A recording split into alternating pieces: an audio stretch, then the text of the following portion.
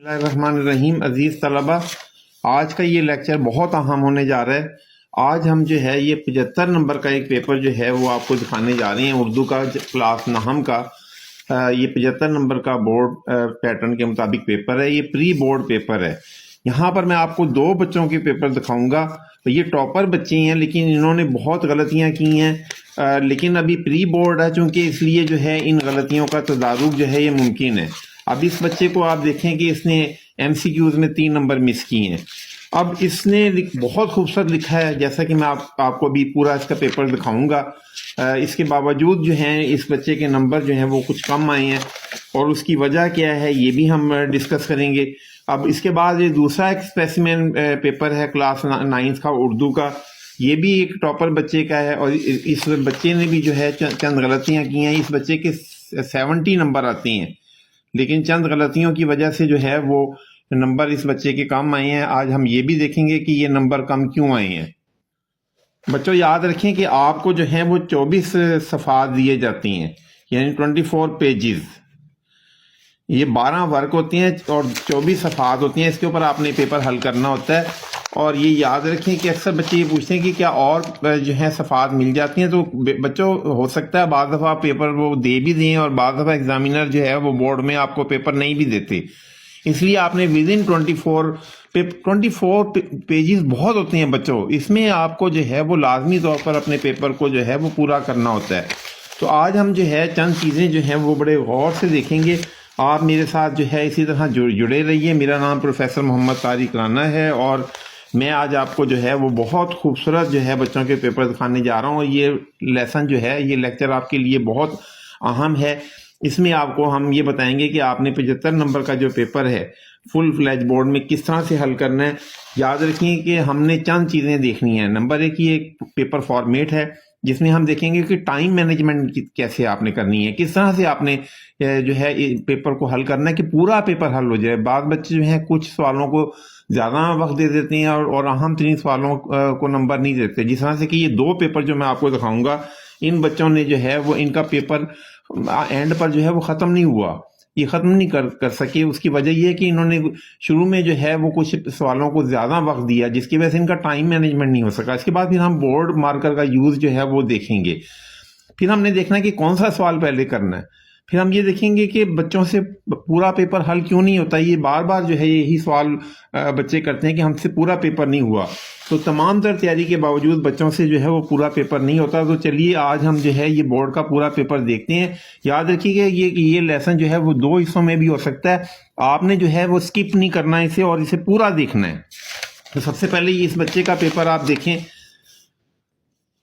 اس بچے نے جو ہے یہاں پر جیسے کہ آپ دیکھ رہے ہیں کہ 3 اس بچے کے جو ہیں وہ ایم سی کیوز غلط ہوئے ہیں. تو اس لیے جو ہے یہ ایم سی کیوز جو ہے بہت اہم ہے. اس میں جو ہے یہ دیکھیں کہ یہ پیپر آپ کو دیا جائے گا، اور یہ ایم سی کیوز جو ہیں آپ نے جو ہے ایک علیحدہ شیٹ کے اوپر کرنے ہیں. اب یہاں پر جو ہے اس میں ہے کہ حافظ عالم نے مسلمانوں کو دارالامان ڈیش کی طرف رخ کرنے کا حکم دیا. تو مدینہ ہے تو پھر آپ نے یہ بی پر جو ہے ٹک کر دینا ہے. اس کے بعد اگر جو بھی ہوگا، اگر یہاں پہ بی ہے تو اسے یہاں پر آپ نے بی پر کرنا ہے. یہاں پہ اگر ڈی ہے تو اسے آپ نے ڈی پر ٹک کرنا ہے. تو اس طرح سے جو ہے اس کو دیکھ کر آپ نے یہ پیپر جو ہے حل کرنا ہے. یہاں پہ ببل شیٹ کا میں پہلے آپ کو بتا چکا ہوں، آپ میرے لیکچر دیکھ سکتے ہیں. یہاں پر آج ببل شیٹ کو جو ہے وہ زیر بحث لانا جو ہے وہ مقصد نہیں ہے. صرف آپ کو یہ پیپر دکھانا ہے، اور آپ کو دکھانا ہے کہ ان بچوں نے جو ہے وہ پیپر کیسے حل کیا ہے.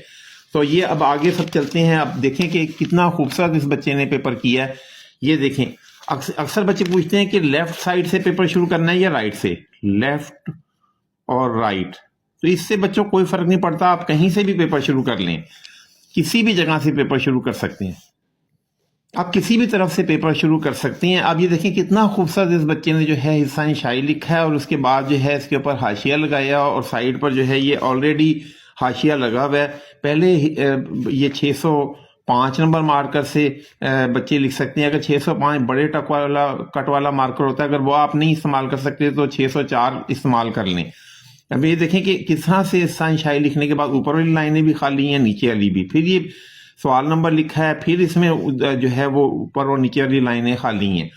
پھر یہ مختصر سوالات کے جواب. تو اس طرح سے اس کی پریزنٹیشن بہت اچھی ہے. اکثر میرے جو ناقدین ہیں وہ بار بار یہ کہتے ہیں کہ جی کانٹینٹ اہم ہے, content is important, hand writing is not important. یہ اکثر کہا جاتا ہے, لیکن میں یہ کہتا ہوں کہ both are important, both are important. Content and handwriting, content, handwriting and use of marker, both are important. لیکن اکثر یہ کہتے ہیں کہ صرف کانٹینٹ اچھا ہونا چاہیے, لیکن میں سمجھتا ہوں کہ اگر خوبصورت ہینڈ رائٹنگ بھی ہوگی تو پھر آپ اس پر سونے پر سہاگا ہے.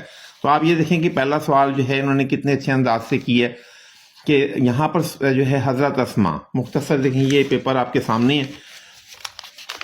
جو سوال آپ یاد رکھیں کہ آپ نے پہلے وہ سوال کرنا ہے جو آسان ہے اور جس میں نمبر زیادہ ہیں. تو یہاں پر اس بچے نے جو ہے وہ کوئی سے 5 سوالات کے جامع جوابات تحریر کیجیے. یہ اس نے پہلے کیا ہے سوالات, یہ پہلے. تو یہاں پر جو ہے وہ ایک سوال ہے,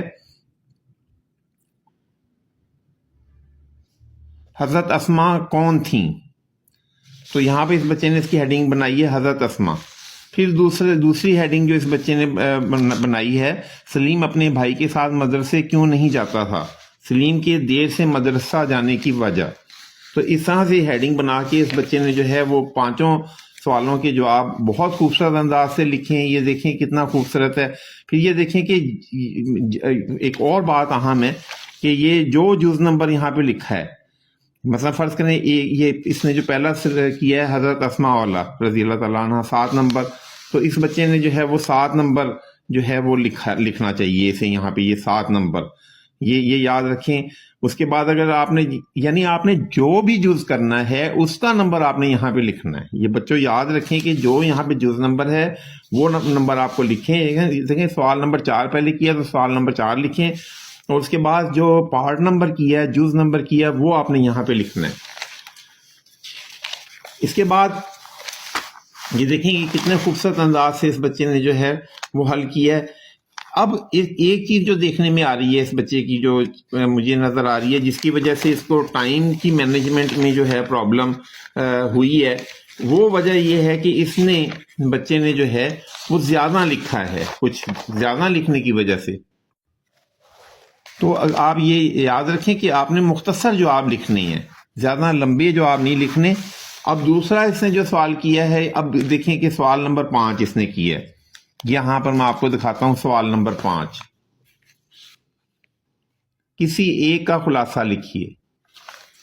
یہاں پر 3 ہیں, 2 اس میں دیے گئے ہیں, ہجرت نبی خاتم النبیین صلی اللہ علیہ وسلم اور پنچایت. تو اس نے بچے نے جو ہے اس کی دیکھیں ہیڈنگ کتنی خوبصورت بنائی ہے. سوال نمبر لکھا ہے, خلاصہ نبیسی لکھا ہے, ہجرت نبی. اب یہ اتنی جگہ اس نے جو ہے وہ صرف کیا, جو کہ اس نے بہت عمدہ انداز سے یہ اس کی ہیڈنگ دی ہے. اس کے بعد پھر حوالہ متن میں اس نے مصنف کا نام لکھا ہے, سبق عنوان ماخذ. بچوں یہ چیزیں پوچھی نہیں جاتی, لیکن یہ آپ کے پیپر کی ویٹیج اور خوبصورتی کو میں جو ہے وہ اضافہ کرتی ہیں.